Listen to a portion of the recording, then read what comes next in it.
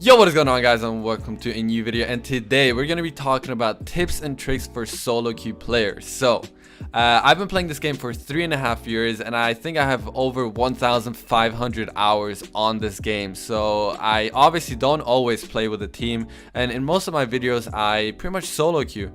And I'm not even gonna lie, solo queuing is a gamble. Like, you're either gonna have to have good teammates, which is very random. Like, you might just get the worst teammates ever, which is most likely the case. So without wasting any more of your time, let's get right into the first tip. But before we do that, I actually added one question at the end of the video for you guys to answer. So be sure to listen very carefully, and you guys will have no problem answering that question. So good luck. Alright, so the first tip has to do with operator selection. So I'm gonna be telling you guys what operators to use. Obviously, they're all good. I'm not even gonna lie. All of these operators are good, but there are obviously some operators that are better with teamwork and with the full squad, because you really need communication with those operators to be, to be successful, to be honest. And for solo queuing, you need to go more for frags and have that certain mentality that you guys need to drop kills for you guys to win, which is most of the time not the case if you guys are on a full team. Obviously, you need to drop kills, but communication is way more important than, fragging out. So for the operators, I'll just be telling you guys the operators that I will not recommend using, just because they need a full squad to maximize their gadgets, ability, or whatever you want to call it. Just to make the best out of that operator, you need a full squad. So I'll just be telling you guys the operators that I wouldn't recommend. And yeah, let's get right into it. The first operator I would most likely not recommend is Montagne. I won't go into detail. Obviously, it's a shield. You don't really want to play shield and be a 3-speed when you're solo queuing. On the other hand, Blitz is a pretty good operator. He's always good to use, so don't be fooled by the shields. Only Monty is not good to use, in my opinion, if you want to play shield. Then we go into the next operator that I would not recommend. It's most likely Ying, because with Ying, you really need a team that drones out for you, and so you can flash them, push in. So I would not recommend playing Ying, because you don't really have the communication. Capitao would also most likely be the case, because once you drone out a person, they most likely will move away from that spot, so your arrows are kinda useless. For the next operator that I would not recommend is probably Gridlock, just because she's a 3-speed and you don't want to run around with a 3-speed. It's kinda obvious. You want to be fast, you want to be agile with operators, so you guys can get those frags.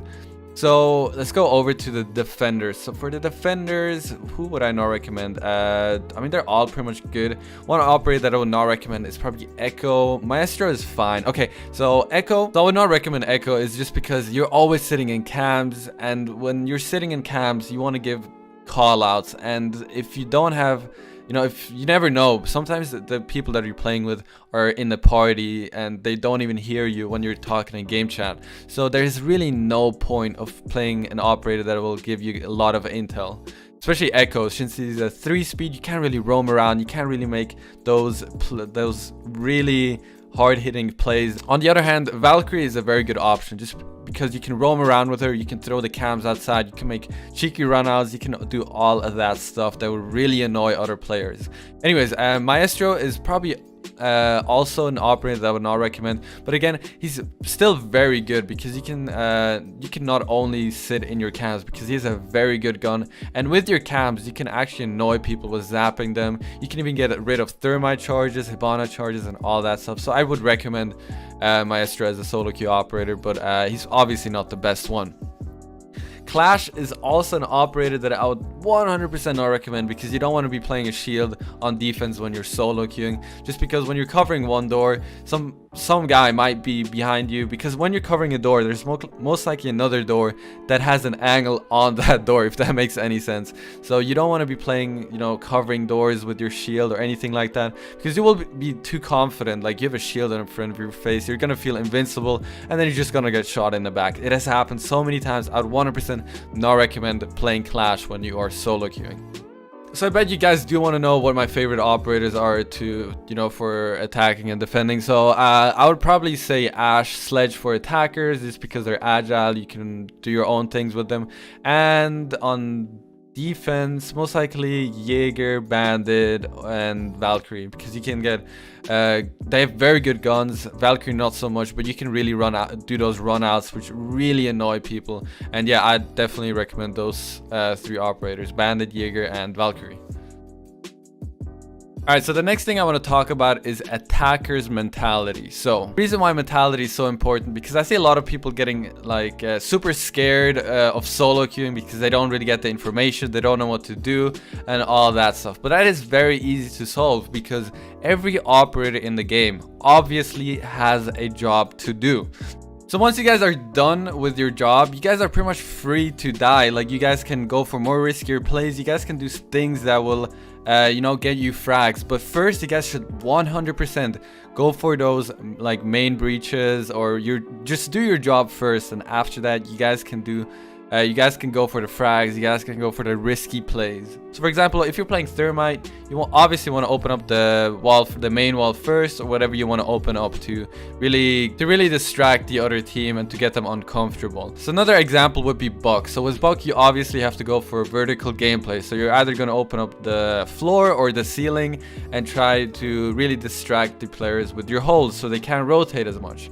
With Hibana, you're going to open up the hatches, breach the walls, open up the wall, and all of that stuff. And trust me, people will know what they have to do. Most of the people already know what their jobs will be if they play a certain operator. People that play, you know, Twitch, IQ, Ash, Sledge, and all those types of operators, Zofia, they will most likely just do their own thing and try to go for frags. So if someone plays Thermite, they 100% know what they're going to do. If you're playing a Thermite, you 100% have the job to open up the wall. There's no excuse for you to run in first and die first. For Thatcher, you're gonna have to help Thermite to open up the wall. There's pretty much I don't think there's any excuse, especially in higher ranks. People just do it. They don't really, you know, do stuff that doesn't really involve their job if they have those certain operators. So let's talk about defenders. So with a defender, you're obviously going to be a roamer, an objective player, or you're going to be a mix of both. So what I mean by that, if you guys are, for example, playing a Valkyrie. Valkyrie usually is a roamer, but she comes back after a while. Since she has a C4, she can deny a plant, and she can do all of that good stuff. And on the other hand, you also have a Jaeger. A Jaeger goes out and roams for the whole time. He just wastes time. He barely comes back to objective. He comes back to objective, great, but you're just wasting time with the Jaeger. Also with the Vigil, Caveira, and all those guys, you guys are just going to try to waste as much time as possible, and that should be your end goal. But then you also have the objective players. You call them anchors. So for example, anchors are Doc, Rook, then we have Echo, but we already said Echo, you shouldn't play him. Okay, so for those operators, you guys are just gonna try to stay alive in the objective, because trust me, there's nothing worse than having people die in the objective and just having to rush back. So you guys are gonna sit back, try to hold tight angles, and try not to get picked off, because once someone dies in objective, the other team will recognize that, and it will start ignoring the roamers and will go for the objective. And once they rush the objective with like 4 people in a row and there's only 1 person on site, it's over. Like, you guys are pretty much going to die. But you guys are also gonna have to weigh the situation out. So if you guys have too many roamers, so if you guys, okay, one guy plays Jaeger, one guy plays Vigil, and the other guy plays Caveira, obviously you guys don't want to play Pulse to go also roaming with them. You guys are gonna want to play an operator, for example, like Smoke, Doc, Mute, to really try to hold down the objective, because once you guys have more than 3 roamers, people will start just rushing the objective, and you guys will lose every single game if you guys have more than 3 roamers. So the max should 100% be 3 roamers, and you guys should weigh it out. Like, you guys have to tell by yourself, because if you guys are like, I'm a roamer main, I can't play anything else except the roaming, well, then you're just being silly, and you guys are most likely gonna lose every single game. So weigh out the situation. If there's too many roamers in your team, stay in objective. If there are too many players in objective, go roam. There should never be more than 4 players on objective. If there are more than 4 players on objective in most objectives, like on most maps, then you guys are most likely just gonna get picked off one by one, because it's not possible to have 5 players in the objective just sitting down and holding up like corners. That's just not gonna work, dude. So be sure to weigh out the situation. You guys are pretty much good for the entire round. So last but not least, we are going to be talking about strats and getting kills. So this is probably the most important part, because when you're solo queuing, you obviously want to go for, you know, those frags and to really get your team up there. Because, I mean, doing your job is very important, trust me. But getting those frags is also very important, because once people start doing their job, people will rotate around and you can get those easy kills when you're playing a frag operator. So the way you guys are going to get those easy kills is first drone your first couple of rooms so you guys can push in and get control of those rooms. Once you guys are pretty close to the objective, but not too close, so the other team knows where you are, so you guys are going to push up and just hold rotations. So, you know, those players that rotate out of the objective or are rotating back to the objective, or even the guys that are just roaming around, they are always rotating. And trust me, when you guys are gonna play the game more and more, you guys will start to know where people will rotate a lot more, so you guys can do your own little strats for every single map when you're attacking. So you guys can just push in, run in a certain corner and just hold an angle. And once you guys are holding that angle, people will start coming, you know, running around. But don't hold that angle for too long, because there are obviously times where you are not going to get those lucky rotations and all that. Then it's time to rotate. Always change it around. Be sure to know, don't hold an angle for longer than 30 seconds. Even 20 seconds is too long. Like, just hold it. If no one's rotating, drone again, push up, hold an angle, and that's how you guys are going to get most of your kills. Once your team starts to get frags, people will get more nervous, they will rotate around, and that's how you guys are going to get your frags. And everything will work together, and trust me, you guys are going to get your kills very easily. So yeah, that's for attackers, but for defenders it's a different story. For defenders, let's say you guys are a roamer, you guys are gonna go out and obviously waste as much time as possible. But one thing that I would recommend, if they don't drone you, be aggressive. Try to let them know that you're there, but don't just shoot random bullets at random walls so they can hear you. No. So if they don't know that you're roaming, try to sneak up on them, get one frag, maybe even two, and run off, because then they get nervous. They will start getting nervous and they will push you instead of the objective. And trust me, if you waste more than 1.5 or even 2 minutes in a round, that will be a huge advantage to your team, and you guys are most likely going to win that round. But the objective players, the anchors that are playing in objective, they're gonna have a different role, because those guys are gonna hold tight pixel peaks, try to get those people that are peeking them, because once people start peeking you, you guys can get those easy frags from objective, because they are peeking you and they have to cover way more angles than you have to do, because if you're just aiming out of the window. But one thing that you guys do have to know is don't over peek, don't overdo it, because people will start pre-aiming angles because they know, okay, this guy's peeking a lot, I'll pre-aim this angle and this guy will most likely peek me. So if you guys know that a guy is holding an angle on you, don't peek him. You guys are an objective, you guys are safe, you're wasting their time. Trust me, time is on your side, time is your friend. You guys have to waste as much time as possible and make them rush in the last couple of seconds, because if they rush in the last couple of seconds,